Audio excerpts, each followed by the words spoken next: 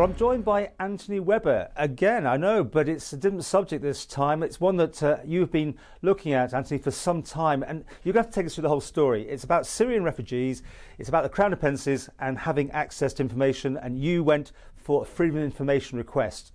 Over to you. Yes, that's correct, Paul. It goes back a couple of years or so, effectively, which shows how difficult it is to get information. But you will remember that the states of Guernsey, Isle of Man and Jersey all at one time looked at taking Syrian refugees, and they ultimately decided not to take those refugees.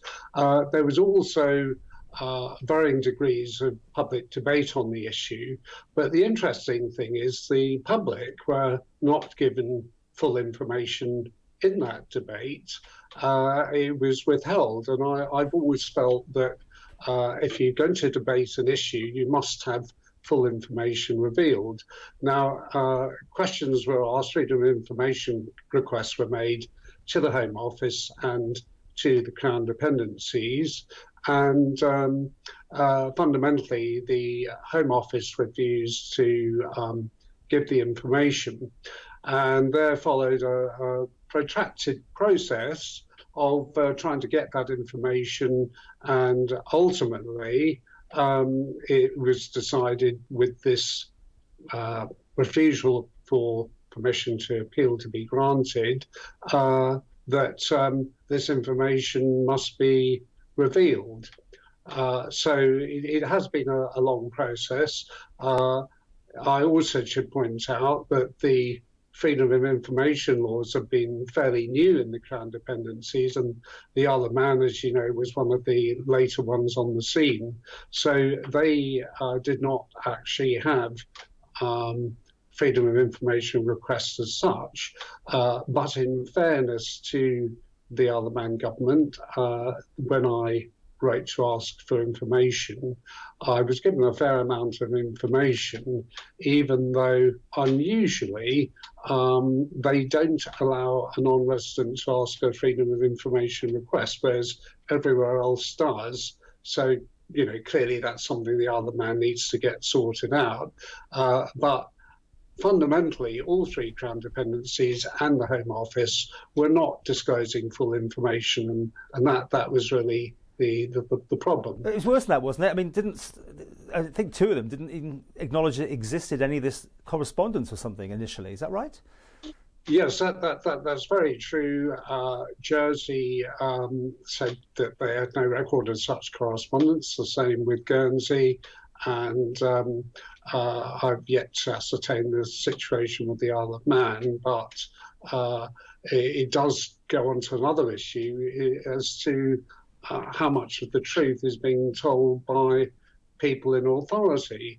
And when you consider that the judge in this case has effectively said that the information concerned, much of it was effectively in the public domain via particularly the States of Jersey website, one has to ask, why has all this effort been put to not have this information disclosed? Because it will have taken up a lot of resources of staff, certainly money in terms of paying for QCs and so on in London.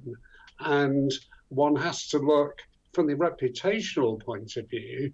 The Isle of Man, Guernsey and Jersey being perceived to be secretive cannot be a good thing. And you might remember some weeks back I said that the Crown Dependencies were on a lose-lose situation, because the best thing they could have done was just to say to the UK Home Office, we're happy for the information to be revealed, but to actually fight it was going to make the Crown Dependencies look as though they were against transparency and very secretive. And of course, we spent some years trying to prove that the Crown Dependencies are open and transparent. So to be fighting against transparency is not good from our reputational point of view. Okay, this was a landmark sort of thing you're saying. This is going to be a game changer, is it, for anyone in future who wants information? Well, the thing is, I personally think that all three Crown Dependencies and the Home Office need to look at how they disclose information and not be so pedantic about not disclosing. And there's certainly an argument that the freedom of information laws need to be further improved, because it is rather ludicrous to take, a couple of years or so to get information, because by then it could be out of date. But the interesting thing, as you know, from the Isle of Man point of view, is there was another recent debate on taking Syrian refugees. Now, that debate took place without these communications and without full information being available to those who voted on the subject. So it is really important, if we're going to make the right political decisions, to have full information. And this sort of effort by me has been supported by a number of people. And it's not necessarily to do with the issue of Syrian refugees, because we had people on both sides of the argument, people who were in favour of them coming and people who were against them coming, supporting this effort, because the effort is to do with freedom of information, transparency and openness. So, these are the things which are very important. Okay, Anthony, what did you learn, though, from all this? What came out? Was there anything surprising, anything, bombshell? What were they hiding, and are you all the better now for knowing? Well, the thing is, of course, we haven't had the information yet. Okay. That should be disclosed any time from now until perhaps a month's time, because the Crown Dependencies and the Home Office, within the legal system, they could apply for permission to appeal to a higher court. But if you read the judgment, it's implicit that that would be a complete waste of time. And I think what needs to be done is the people who are in political authority in the three Crown Dependencies need to re-examine their actions on this one.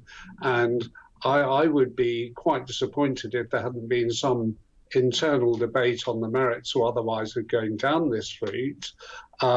But at the very least, I'm hoping that politicians will say, well, why did we get involved in this? What sort of lessons can be learned? Because, of course, we do know that the decision to get involved with this was done effectively by public servants initially, and only latterly did it have some form of political backing, although it never had political backing from the three political assemblies of the Crown Dependencies. It doesn't sounds like there's more to this, doesn't it? And this would be the conspiracy theorists and who's running the countries and that sort of thing.